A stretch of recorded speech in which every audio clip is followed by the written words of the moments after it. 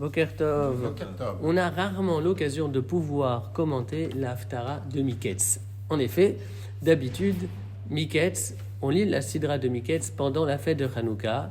Il est extrêmement rare de lire la Sidra de Vaïchef pendant la fête de Hanouka, comme ce fut le cas cette année. Et du coup, ça offre à nous la chance de pouvoir dire quelques mots sur l'Haftara de Miketz, parce que cette année, on va vraiment lire la Sidra, la Haftara de Miketz. Et le texte de la Haftara est tiré du premier livre des rois, au chapitre 3, verset 15, jusqu'au chapitre 4, verset 1.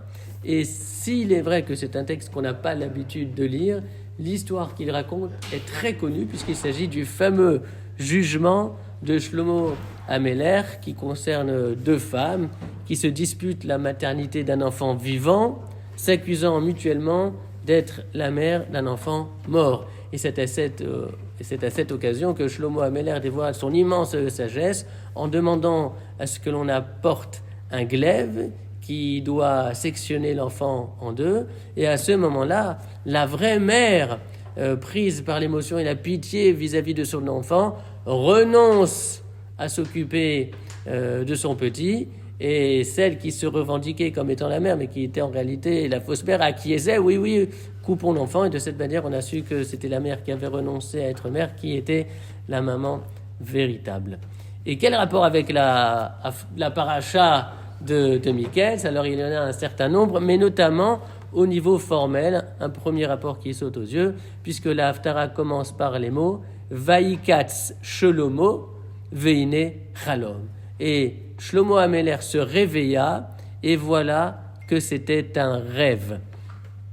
Alors, on parlera de ce rêve dans les jours qui viennent, mais en tout cas, cette expression Shlomo se réveille, et voici que c'était un rêve, cette expression fait écho au début de la Sidra, où il est raconté que Pharaon rêve. Il fait même deux rêves. Et à la fin du premier rêve, la Torah dit Vaïkatz Paro, Paro se réveille, Vaïjan, il se rendort, Vaïchalom Shenit, et il réveille une deuxième fois.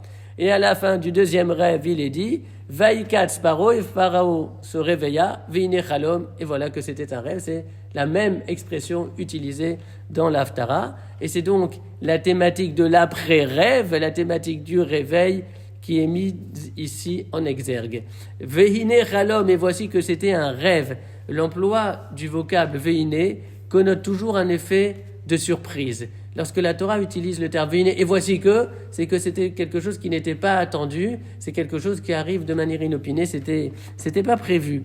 Et la Torah ici dit à chaque fois, et le texte de l'Haftara aussi, Veine Chalom, et voici que c'était un rêve. Le rêve était si réel qu'au réveil, le personnage Pharaon ou Shlomo Améler s'étonne de voir que ce n'était qu'un rêve.